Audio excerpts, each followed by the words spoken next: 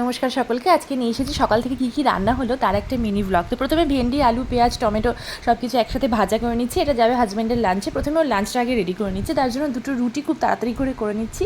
আর ভেন্ডি, আলু, পেঁয়াজ ভাজা, রুটি আর স্যালাড, শসা আর গাজর, এই আইটেমগুলো যাবে লাঞ্চে। তো লাঞ্চটা আগে গুছিয়ে নিলাম।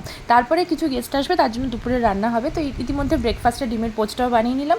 তারপরে বসিয়ে দিয়েছি চাটনি। তো টমেটোর চাটনি হবে, টমেটোর চাটনি তেঁতুল দিয়ে। তো সেই চাটনিটা ফুটছে, তারপরেই মাংসটা বসিয়ে দেবো আর একটা কড়াইয়ে। তো মাংসও বসিয়ে দিয়েছি। মাংসটা ভালো করে পেঁয়াজটা কেটে দিয়ে দিলাম কড়াতে, এবং তারপরে মাংসটা দিয়ে ভালো করে কষিয়ে তারপরে করব পোলাওয়ের প্রিপারেশন। আজকে রান্নার মেনু হচ্ছে পোলাও, মাংস, চাটনি আর সকালের যেগুলো তো দেখালাম লাঞ্চের জন্য।